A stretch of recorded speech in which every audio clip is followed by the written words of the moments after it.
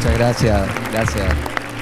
Eh, Oye, primero quería felicitar al director, productores del corto previo, como que lo encontré increíble. Así que vamos a ver si podemos mantener el pulso con esta humilde charla. Ya, pues como bien dijo mi presentadora Elena, vamos a hablar un poco sobre el cambio climático, cuál es la situación actual y cómo podemos nosotros ayudar a mitigar este problema. Ahora vamos comenzando por lo primero es lo primero. Nosotros los que somos de países de habla hispana tenemos la tendencia a hablar de clima y tiempo meteorológico como si fuesen lo mismo, ¿ok? Pero no son lo mismo y es una cosa re importante que todos tenemos que tener clara. Es decir, el tiempo cambia de un día para otro y se alterna entre buen tiempo, a veces, y mal tiempo, como por ejemplo hoy en la mañana que teníamos mal tiempo, hacía un poco de frío, había lluvia, ¿te fijas? Entonces, el tiempo se alterna entre bueno y malo. A veces tiene valores altos, a veces tiene valores bajos, y me refiero a cualquier variable meteorológica, la temperatura, las precipitaciones, la humedad. Todas estas cosas cambian de un día para otro, de una semana para otra, de un mes para otro, de una estación para otra, ¿ok? Pero lo que no cambia o no debería cambiar es el promedio de esos mismos parámetros tomados durante un periodo relativamente largo. Por ejemplo, si yo tomo un periodo largo como ese, saco el promedio, ¿te fijas? Ese promedio, que es lo que yo llamo clima, no debería cambiar. Ese promedio debería, en periodos suficientemente largos o razonablemente largos, no cambiar. Entonces, la diferencia entre tiempo y clima es el periodo en el que yo mido o calculo, ¿ok? El tiempo es el día a día y el clima es el promedio. Y el promedio no tiene que cambiar cuando lo tomas sobre un periodo relativamente largo y mucho menos tiene que presentar una tendencia. Por ejemplo, en este caso particular, en esa serie de datos que puede ser temperatura, precipitación, humedad, lo que sea, si yo calculo la tendencia tiene que ser cero, no tiene que haber cambio de tendencia. Y si es que hay en una serie de datos suficientemente largos una tendencia, algo está mal. Nosotros le llamamos a eso una tendencia anómala. Entonces, ¿cuál es el problema? Esa gráfica que ven ahí es el promedio de la temperatura global cada año desde hace ya varias décadas. Y como ustedes ven, desafortunadamente hay años más fríos que otros. Pero el problema es que si tú calculas una tendencia sobre esos datos, vas a encontrar eso, una tendencia. Oh, ups.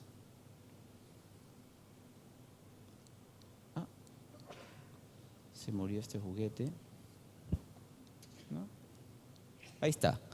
¿Te fijas? Ese es el problema. Esa es la serie de temperatura media global medida cada año en las últimas décadas. Y desafortunadamente, como les decía, a pesar de que tiene subidas y bajadas, eso es normal. A veces hay años más fríos que otros, temporadas más frías que otras. El problema es que tiene una tendencia y la tendencia es al alza. Esa tendencia al alza que la temperatura global promedio del planeta muestra es lo que llamamos calentamiento global. Y ese calentamiento global es anómalo porque el clima, a diferencia del tiempo, no tiene que tener tendencia. Ahora, el problema no es solamente, desafortunadamente, la temperatura. Ups. Por ejemplo, ya que la temperatura media del planeta está subiendo, eso significa que el planeta se está calentando, eso comienza a tener consecuencias. Las cosas más obvias que pasan cuando sube la temperatura es que se comienzan a derretir los polos. Por ejemplo, esto es una gráfica que muestra el mínimo de extensión de hielo marino sobre el polo norte, sobre el océano Ártico, hace 10 días. Aproximadamente el 18 de septiembre se alcanzó el mínimo anual, ¿ok? Eso es lo que está blanco. Y luego en amarillo se muestra lo que era considerado el valor climatológico, es decir, el promedio tomado durante varias décadas de la extensión mínima anual del hielo marino en el Ártico. Entonces, cuando tú comparas el valor de este año, ¿te fijas?, con el valor típico, con el valor promedio, observas que, claro, hay una diferencia grande. Y el problema es mucho peor cuando ves la tendencia. Otra vez, el hielo marino puede tener subidas y bajadas. Un año más, un año menos, y eso está ok.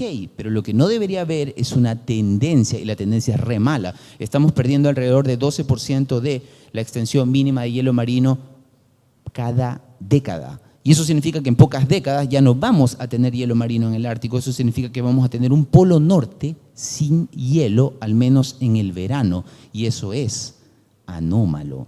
¿Te fijas? Y las tendencias son re malas en todos lados. Por ejemplo, esta es la Antártica. La Antártica, como todos ustedes seguramente saben, es un continente cubierto por una capa de hielo que tiene un espesor medio de 2 kilómetros. Imagínate un continente completo, casi del tamaño de Sudamérica, 14 millones de kilómetros cuadrados cubierto por una capa de hielo de espesor 2 kilómetros. Esa es la Antártica. Y la Antártica desafortunadamente también está perdiendo hielo y está perdiendo mucho hielo. La forma en que la Antártica pierde hielo es a través de la generación de icebergs. Justo ayer salió una noticia, hoy también salió en los medios nacionales, de la formación de un gran iceberg en la Antártica. ¿Cómo funciona esto? Tú tienes una enorme capa de hielo que cubre el continente. Es tan pesada que fluye por gravedad en cámara lenta hacia las costas. Y cuando llega a las costas, te fijas, comienza a extenderse sobre el mar hasta que eventualmente ya no logra seguirse extendiendo y libera un iceberg.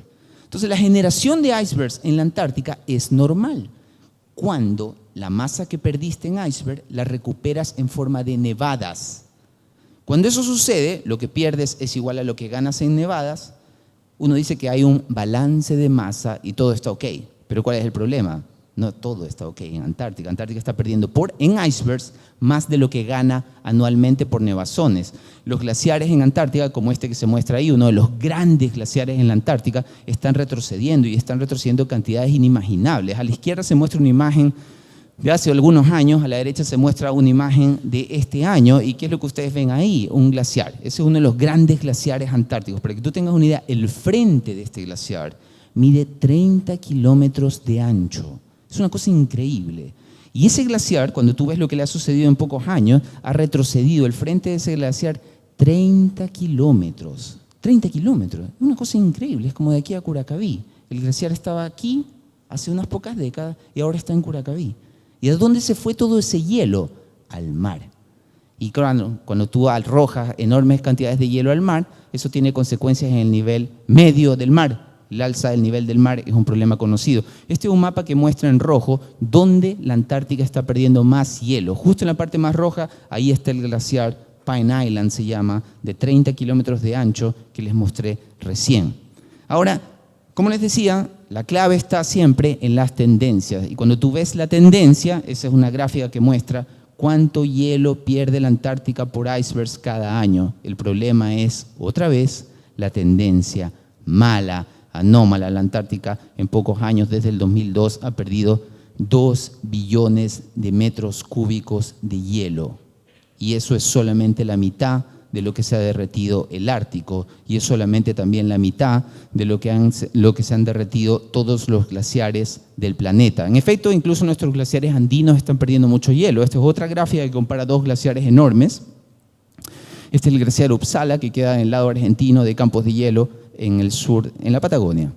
Y a la izquierda tienes la situación del Uppsala solamente hace pocas décadas, en 1985. A la derecha tienes la situación mucho más recientemente. Para que tú tengas una idea, los glaciares obviamente en Patagonia son gigantes. Los que han tenido oportunidad de visitarlos saben de qué estamos hablando, pero claro, los de la Antártica son mucho, mucho más grandes. Este tiene solo 5 kilómetros de ancho y solo ha retrocedido 8 kilómetros en pocas décadas. Eso obviamente no es normal. Y desafortunadamente glaciares vecinos de este han llegado a retroceder 13 kilómetros. 13 kilómetros es el diámetro completo de la ciudad de Santiago. Un solo glaciar. Esta es la tendencia que muestra los glaciares de referencia. Hay instituciones que se dedican a monitorear lo que le pasa a los glaciares. Hay tantos glaciares en el mundo que no los podemos monitorear todos, entonces se escoge varios glaciares en distintas regiones del mundo y se los ha estado monitoreando durante los últimos años. ¿Y qué es lo que ves? Una tendencia muy mala que indica que los glaciares de referencia, que son representativos de los glaciares del mundo, están perdiendo harto hielo. Cuando tú tienes Groenlandia derritiéndose en el Ártico, cuando tú tienes la Antártica derritiéndose en nuestro hemisferio, cuando tú tienes los glaciares del mundo perdiendo enormes masas de hielo, toda esa agua termina en el mar. Y es natural que el mar muestre también una tendencia mala. El nivel del mar medio en todo el mundo está subiendo alrededor de 3 milímetros por año. A uno le puede parecer eso poco, 3 milímetros por año, pero esos son más de 8 centímetros en pocas décadas. Desafortunadamente, nosotros creemos que la subida del nivel del mar va a continuar acelerándose porque la tendencia así lo indica. Cada vez vamos a tener más alzas en el nivel del mar y esos pequeños cambios, uno cree que son pequeños, esos pequeños cambios en el nivel medio del mar aumenta la probabilidad de inundaciones costeras cuando tienes una tormenta. Las tormentas del pasado no lograban inundar las costas, las tormentas de hoy, con esos pocos centímetros que el nivel del mar ya subió, son cada vez peores. Y hay un problema adicional.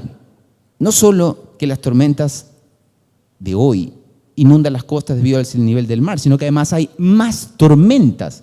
La tormenta más grande del mundo, una de las más grandes, son los ciclones tropicales. Esto es una foto tomada desde la Estación Espacial Internacional el año pasado de uno de los grandes huracanes en el Atlántico Norte, Florence me parece que es este. Pero más allá de un huracán, siempre la clave es la tendencia. Esa es la palabra clave en climatología. Resulta que los huracanes categoría 5, que son los huracanes más grandes y más intensos, se presentaban una vez cada 2 o 3 años. En los últimos 36 meses hemos tenido 5 huracanes categoría 5. 5 huracanes categoría 5. Es obvio que no es normal. Ahora, no son solamente las grandes tormentas, sino que también son las tormentas más pequeñas. Cuando tú haces la estadística, te fijas, sumando todos los eventos extremos del planeta, y tratas de buscarle una tendencia, obtienes una gráfica como esta. Cuando tú te fijas en esta gráfica, inmediatamente tú vas a ver que hay una tendencia anómala, es decir, están aumentando lo que hoy se llama eventos extremos. Los eventos extremos climatológicos están aumentando, por ejemplo, las olas de calor. Cada vez tenemos más y más intensas olas de calor. También están aumentando las sequías, no solamente en Chile, sino en el resto del mundo. Cada vez más en todo el planeta tenemos sequías más frecuentes e intensas. Están aumentando los eventos meteorológicos. Cada vez más tenemos tormentas más seguidas, más frecuentes y más intensas. Y, por comparación, en esta gráfica también puse cómo ha evolucionado la tendencia de los eventos todavía naturales. Por ejemplo, los terremotos y las erupciones volcánicas. Y esa es la última gráfica, la que está más abajo. ¿Te fijas que no tiene tendencia? Eso es natural. Los otros eventos, ya no uno se refiere a ellos como eventos naturales, porque no lo son. Son eventos extremos. Y la huella del cambio climático desafortunadamente está ahí. Ahora verás, como la situación siempre puede ser peor, aquí hay algo más. Este gráfico aquí muestra cómo ha subido la temperatura media en distintas partes del mundo. ¿Okay? Rojo significa que ha subido mucho, blanco significa que ha subido menos o nada. Ya, primero, casi todo el planeta está rojo, solamente que las tonalidades son diferentes. ¿Qué significa eso? Que hay ciertas zonas del mundo que se han calentado más en las últimas décadas que otras. ¿Dónde se ha calentado más? ¿Dónde está más rojo? Obvio que en el norte, por eso es que casi no hay hielo en el Ártico, te fijas, en el Polo Norte. Ahora verás, eso significa que nosotros nos estamos calentando más lento en el hemisferio sur. La Antártica, a pesar de que está perdiendo gran cantidad de hielo, está calentándose más lenta que el Ártico. Entonces uno inmediatamente dice, pero eso es bueno, al menos nosotros estamos calentando, no, eso es malo, pero al menos lo estamos calentando no más lento que el hemisferio norte. Eso parece ser bueno. Pero no, nada es bueno en esta cuestión. Ritmo lento, ritmo malo, estamos todos fregados. ¿Cuál es el problema? El problema es que las corrientes marinas y las corrientes de viento responden a la diferencia de temperatura entre el ecuador y los polos. Esa diferencia de temperatura está cambiando. ¿Por qué? Porque el Ártico se está calentando más rápido que el ecuador. Y eso hace que la diferencia de temperatura entre el Ártico y el ecuador esté disminuyendo. En nuestro hemisferio es al revés. La Antártica se está calentando más lento que el Ecuador y eso hace que la diferencia de temperatura típica entre el Ecuador y la Antártica, te fijas, esté aumentando. En el hemisferio norte disminuye el gradiente de temperatura, en el hemisferio sur aumenta el gradiente de temperatura y los cambios en las diferencias de temperatura provocan cambios en los vientos. ¿Qué significa eso? En el hemisferio norte los vientos están debilitándose y en nuestro hemisferio los vientos en promedio están fortaleciéndose. Ahora uno dice, bueno, ya, ¿qué más da? Que cambie un poquito el viento. No, pues no da lo mismo. Por ejemplo, esto es una gráfica que muestra cómo han cambiado en las últimas décadas los vientos, la intensidad de los vientos en nuestro hemisferio. Te fijas que este es un mapa mirado desde la Antártica. La Antártica está al centro. Rojo significa que han aumentado los vientos, azul significa que han disminuido los vientos. El problema es que cuando los vientos aumentan en una zona, aumenta la nubosidad. Y cuando aumenta la nubosidad, aumenta la lluvia. Por otro lado, cuando el viento disminuye, hay unas zonas grandes que ustedes pueden ver en torno a la Antártida en que los vientos han disminuido, las zonas azules. Eso significa que en esas zonas la nubosidad tiene la tendencia a disminuir. Y si la nubosidad disminuye, disminuyen las lluvias. Ahora fíjense bien por dónde pasan esas zonas azules. Y uno de esos anillos azules, por ejemplo, ya no es el mapa de viento, este es el mapa de lluvias. Entonces resulta que, claro, ahí lo marqué.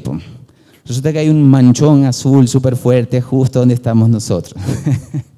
¿Te fijas? Entonces, claro, nosotros nos estamos calentando más lento que el hemisferio norte, pero todo tiene consecuencias secundarias. Algunas de esas consecuencias secundarias son súper malas. Como nos calentamos un poco más lento que el hemisferio norte, tenemos menos olas de calor que ellos, pero tenemos más sequía que ellos. O al menos las sequías que tenemos son mucho más intensas por esta caída en las precipitaciones. Para que ustedes tengan una idea, aparte de la sequía actual, la zona central de Chile y especialmente la zona centro-sur de Chile lleva por este fenómeno perdiendo precipitaciones alrededor de 4 décadas. Desde la década de los 80, ciudades como Valdivia, Puerto Montt, Temuco han perdido casi el 30% de sus precipitaciones y la tendencia es que eso continúe en el futuro. Ahora, otro detalle importante es que estos no son los cambios en el clima del futuro. No, esto ya pasó. Lo que va a suceder en el futuro es lo mismo, pero peor, a menos que solucionemos este problema.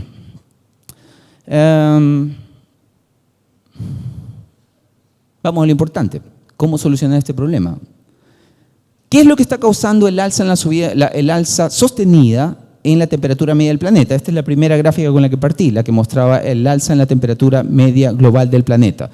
¿Qué es lo que está causando esto? Bueno, lo que lo está causando es que la Tierra está fuera de balance energético. La temperatura es una medida de la energía. Cuando tú le entregas energía a un sistema, la temperatura sube. Entonces sucede que alguien le está entregando energía a la Tierra. ¿Quién le entrega energía a la Tierra? Bueno, se me queda pegado esto. Ups.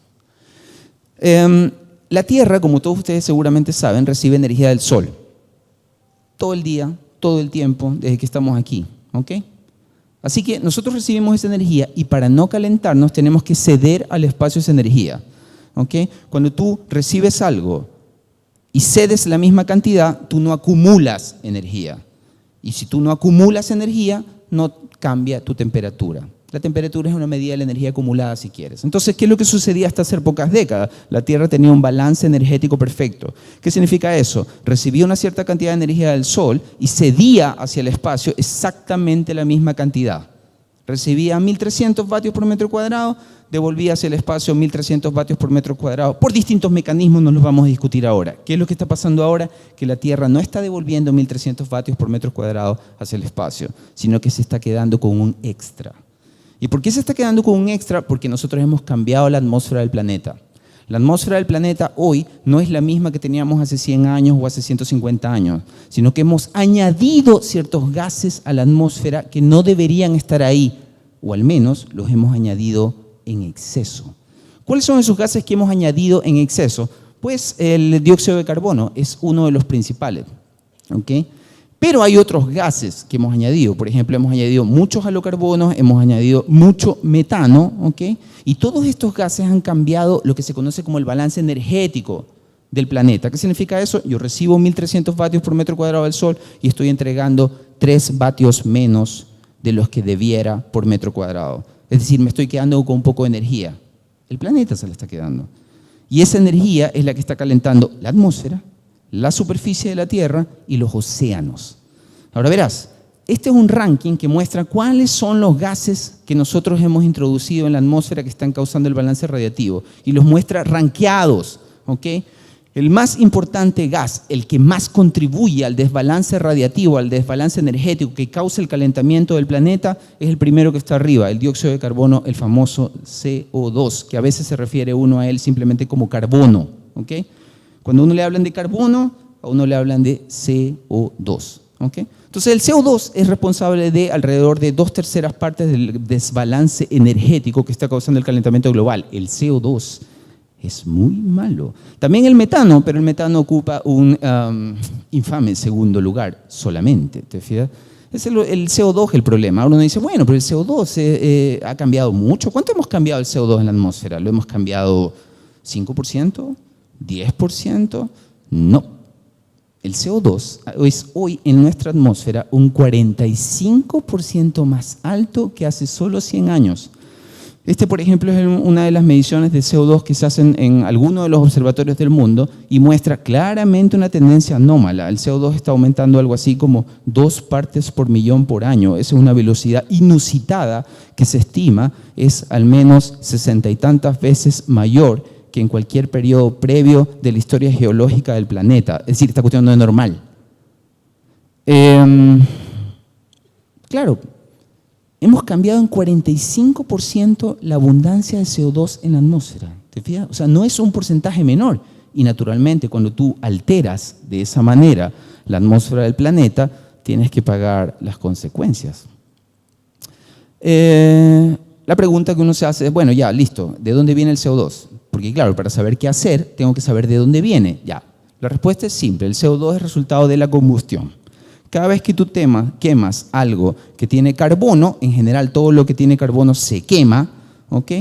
El humo resultante de esa combustión es ese CO2. Por ejemplo, ¿cuándo quemas tú eso? Cuando quemas leña. La leña tiene carbono, obvio. El humo que tiene, CO2. Cuando tú quemas diésel o benzina para transportarte, ¿qué tiene el combustible? Carbono. Cuando lo quemas, ¿qué es lo que sale por el tubo de escape? CO2.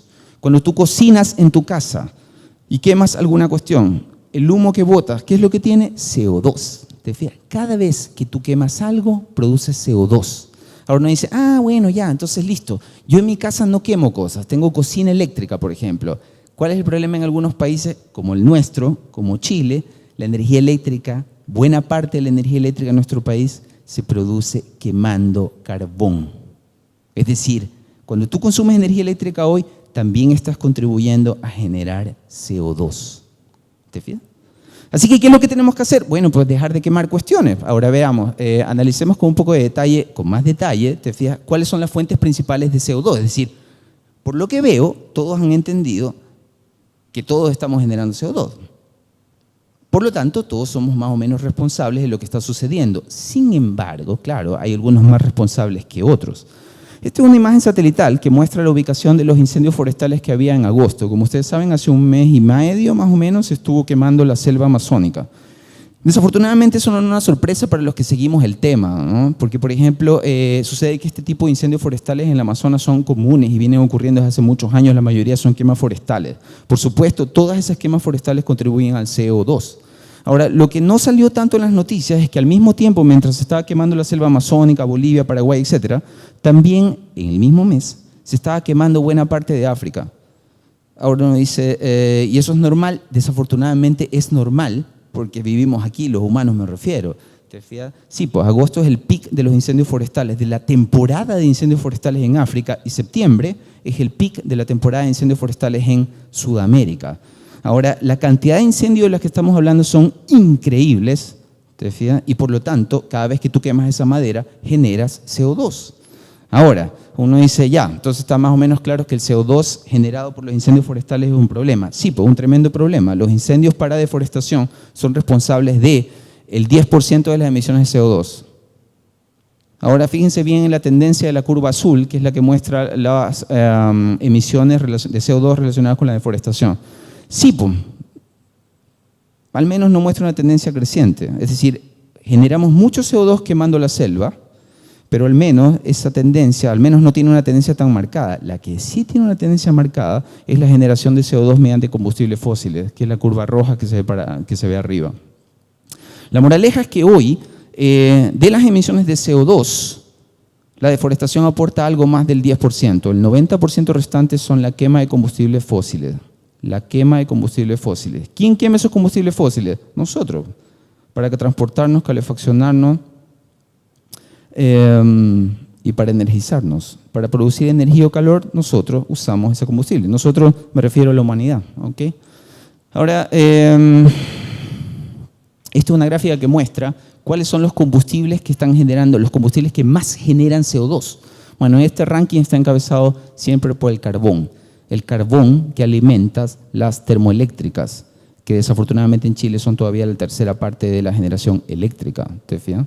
Así que ese es un problema, el carbón es uno de los problemas que tenemos. Hay otros combustibles que afortunadamente generan menos CO2.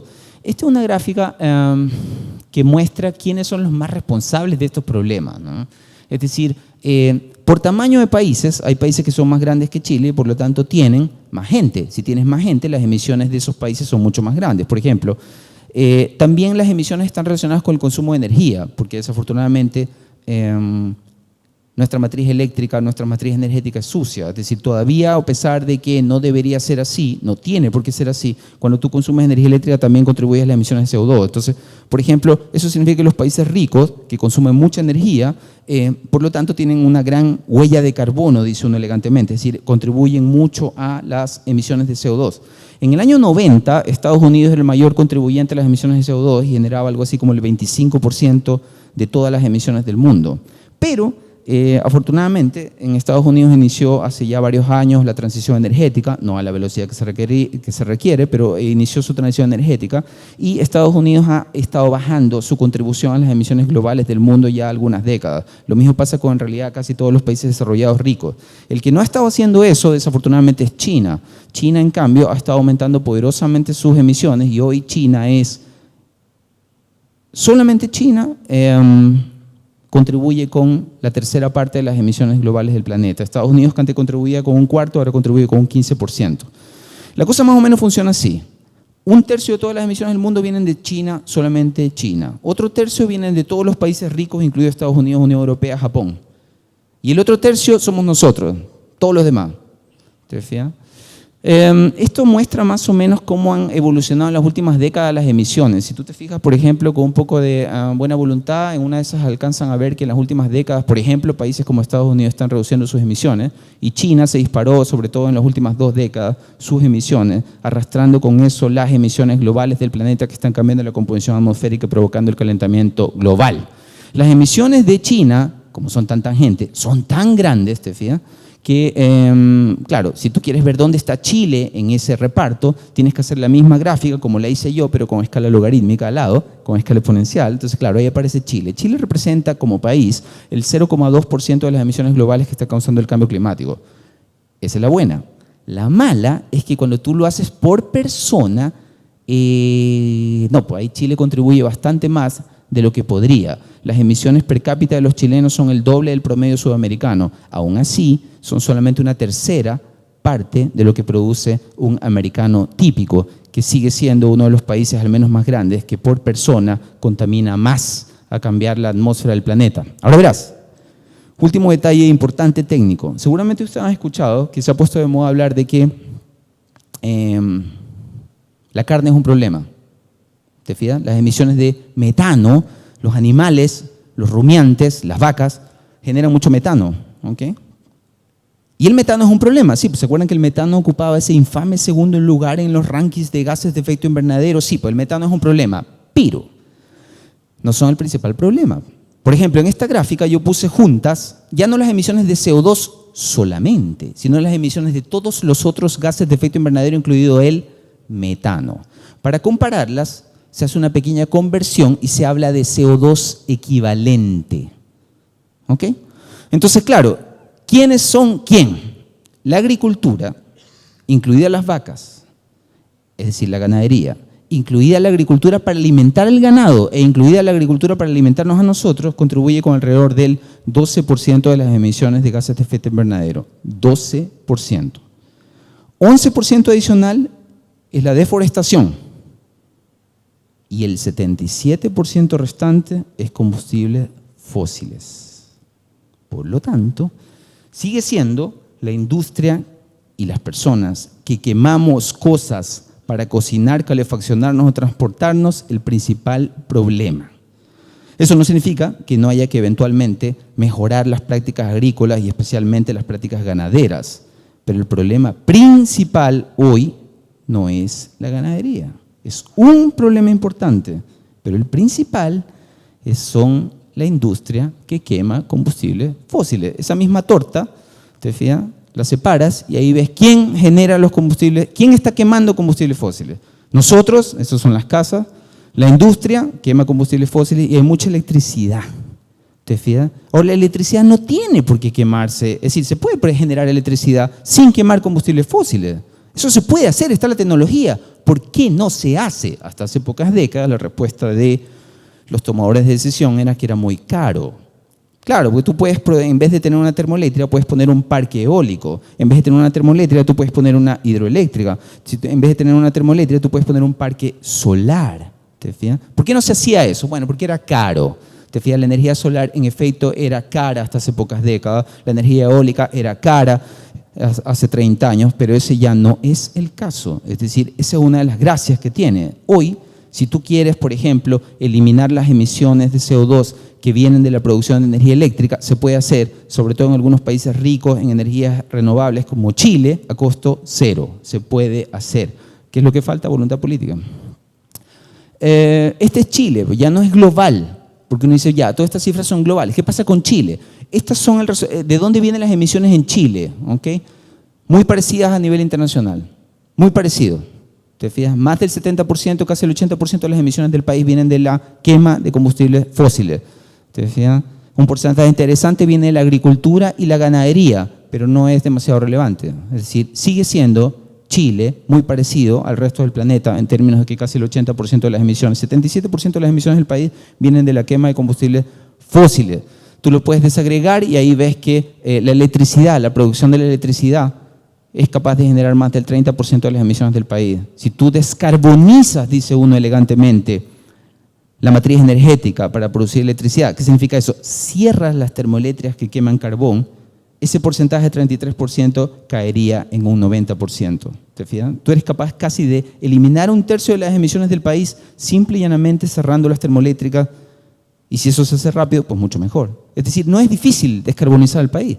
Y eso pasa con todos los países del mundo. Ahora uno dice, bueno, si todo esto es tan fácil, ¿por qué no se ha hecho? Se han hecho intentos, y estos son los dos intentos principales. ¿Okay?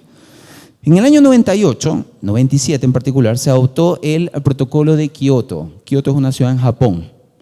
En esa época, estamos hablando en el año 97, es decir, hace más de 20 años, ya había un consenso científico pleno de cuál era el problema y qué había que hacer. Todo esto que les acabo de mostrar ya estaba re claro hace 20 años, no ha cambiado mucho, las cosas solamente han empeorado, pero en la misma dirección. Así que en esa época, en el año 97, el panel intergubernamental de cambio climático ya tenía 10 años de ser formado, es decir, estaba todo re claro. Se firmó el primer protocolo relacionado con el cambio climático, el protocolo de Kioto. El protocolo de Kioto pretendía limitar las emisiones de gases de efecto invernadero, pero tenía el siguiente problema. El problema es que el protocolo de Kioto solamente hizo obligatorias las reducciones a los países ricos. En esa época eso parecía tener sentido, es decir, pucha, que se sacrifiquen los ricos, ¿te fijas? Y los pobres no. Parecía tener sentido, pero ¿qué es lo que sucedió? Lo que sucedió es que, claro, China dejó de ser rico muy rápidamente y dejó de ser rico muy rápidamente cambiando la atmósfera del planeta. Es decir, ese es el problema. Entonces se hizo muy evidente muy rápidamente, te fijas, que China e India y los otros países en desarrollo tenían que ser obligados de alguna manera a controlar sus emisiones. Sin embargo, a pesar de que Kioto no es considerado un éxito, porque no logró limitar el crecimiento de las emisiones globales del planeta, sí logró limitar, al menos parcialmente, las emisiones de los países ricos, los que estaban obligados por Kioto, que siguen obligados por Kioto. Kioto vence el próximo año, el 2020, lograron al menos contener el crecimiento de sus emisiones. Así que Kioto fue un primer buen paso, pero mucho mejor el Acuerdo de París. Hay muchas personas que dicen que el Acuerdo de París no sirve porque impone compromisos voluntarios, no obligatorios. Pero peor es nada. La gracia del Acuerdo de París es que los compromisos ya no son de los países ricos, sino que son de todos, incluido China, incluido la India. ¿Te fijas? Entonces, la moraleja es que el Acuerdo de París tiene esa gracia. Ahora, eso es lo bueno, están todos comprometidos. ¿Qué es lo malo? Los compromisos de reducción de emisiones no son suficientes. Ahora, ¿qué sería suficiente para cumplir el objetivo del Acuerdo de París? ¿Cuál es el objetivo del Acuerdo de París? Está escrito ahí abajo. Limitar el calentamiento global a 1,5 grados respecto a los valores que eran considerados típicos antes del comienzo de la era industrial. 1,5 grados. ¿Cuánto se ha calentado la Tierra ya hasta hoy? Más o menos. 1 grado. Ya calentamos el planeta 1 grado respecto a la era industrial y tenemos la meta de que ese calentamiento continúe, pero solo 0,5 grado más. ¿Ok? Ahora uno podría pensar, pucha, no, yo no quiero que se caliente medio grado, yo quiero que dejemos de contaminar ahora, ya en este momento. Bueno, desafortunadamente no funciona así el mundo. Resulta que el planeta tiene una suerte de inercia, se remora el calentamiento global en responder al forzamiento de los gases que ya emitimos. Es decir, ese medio grado en realidad ya está, dice uno elegantemente, comprometido. ¿Qué significa eso? Que ese calentamiento se va a dar sí o sí. En realidad, lo que se trata ahora es de que después de alcanzado ese calentamiento de 1,5 grados, la Tierra no continúe calentándose. Ahora verás, ¿cuánto podemos emitir aún sin que la Tierra sobrepase ese límite de calentamiento de 1,5 grados? Bueno, se calcula que debería ser un valor cercano a los 600.000 millones de toneladas de CO2, 600.000 millones de toneladas de CO2. Eso suena como harto, pero el problema es que nosotros emitimos más de 52.000 millones de toneladas de CO2 por año. Entonces, si tú haces la matemática y dices, 600 y estoy emitiendo 50 por año, me quedan 12 años para salvar al mundo. En realidad me quedan 11 porque esta es una gráfica del año pasado. ¿Te fijas? Así que sí, lo que yo tengo que hacer es, en relativamente poco tiempo, dejar de emitir CO2. Dejar de emitir CO2. Ahora, esa gráfica es una que mostré hace un rato, que mostraba cómo van creciendo las emisiones de CO2, cómo han crecido las emisiones del planeta de CO2. Entonces, el reto del Acuerdo de París, es decir, lo que a veces se llama uno elegantemente la ruta de París, lo que tengo que hacer para que se cumpla el objetivo de París y la Tierra no se caliente más de 1,5 grados es que esa gráfica que está allá arriba pase a ser 0 en pocos años. Y tiene que ser re poco, así. ¿Te fijas? Tengo que... es bien fregado. Primero tengo que lograr que lleguen a su pico, es decir, que las emisiones globales dejen de crecer antes del 2025. Luego, en 5 años, tengo que hacer que las emisiones del planeta pasen a ser la mitad. Y luego tengo menos de 10 años para que las emisiones del planeta pasen a ser 0. ¿Te fijas? Así que se ve bien difícil, ¿no? Se ve súper, súper difícil. ¿Qué significa eso? Que la Tierra se va a calentar más de 1,5 grados. Ahora verás, uno dice, bueno, ya nos vamos descorazonados, no hay nada que hacer. No, pues sí hay algo que hacer, porque una cosa es que se caliente 1,5 grados, te fijas, tal vez no logremos contener el calentamiento de 1,5 grados, pero no es que da lo mismo cuánto es lo que se calienta después de ese 1,5 grados. Es decir, no a lo mismo que se caliente 2 grados a que se caliente 3 grados, no a lo mismo que se caliente 3 grados a que se caliente 4 grados. Si no podemos mantener el calentamiento en 1,5 grados, igual tenemos que tratar de mantenerlo en 1,6, 1,7, 1,8, lo que sea necesario. Pero mientras más nos demoremos en hacer eso, que es eliminar el CO2 del planeta, más vamos a tener cambios en el clima. Y las curvas esas que les mostré con esas tendencias anómalas, algunas para arriba, algunas para abajo, van a seguir empeorando. Es decir, no importa cuánto nos demoremos, ¿te fijas? Si nos demoramos más, vamos a pagar más. Si nos demoramos menos, pues nos va a ir mejor. Esto es, ¿qué hay que hacer para evitar que el planeta se siga calentando? Hay que dejar de quemar cosas. Claro, en general cuando ustedes escuchan, no suena bien, hay que dejar de quemar cosas. Entonces uno lo dice de manera más elegante, dice, hay que descarbonizar nuestro planeta. ¿Qué significa eso? Hay que dejar de quemar cosas, porque cuando quemas cosas produce CO2, o sea, carbono. Entonces cuando uno le hablan de descarbonización, le están diciendo eso, hay que dejar de quemar cosas. Ahora, ¿cómo puedo yo ayudar? Porque ya vieron que el reto es gigantesco, todos tenemos que ayudar. Pues hay que dejar de quemar cosas. ¿Te fijas? Los que se vinieron en metro lo hicieron súper bien. Los que nos vinimos en auto lo hicimos más o menos. ¿Te fijas? Porque hay que dejar de quemar cosas para transportarnos, para cocinar y para calefaccionarnos. El que puede pagar por la electricidad, que en Chile desafortunadamente es levemente más cara de lo que debiera, tiene que hacerlo. Pero no basta con eso, porque en Chile buena parte de la energía eléctrica es producida quemando carbón. ¿Qué significa eso? Que además de electrificar tu casa, mejorar la eficiencia energética de tu casa, también tienes que ir a votar. Y tienes que ir a votar por los candidatos que en su agenda promuevan una transición energética rápida y efectiva. ¿Qué significa eso? Abandonar de la producción de electricidad el carbón, el gas licuado de petróleo y el gas natural. El gas natural, seguramente ustedes han escuchado del gas natural, tiene un nombre lindo, gas natural. Pero el gas natural es metano. ¿Te fijas? Y el gas natural, cuando sacas el gas natural, se fuga y cambia la composición atmosférica. Todo eso tiene que abandonarse. Tenemos que abandonar los combustibles fósiles y lo tenemos que hacer pronto. Ahora, bueno, para que no se vayan todos deprimidos, ¿te fijas? Igual parece mentira, ¿te fijas? Pero Chile está haciéndolo.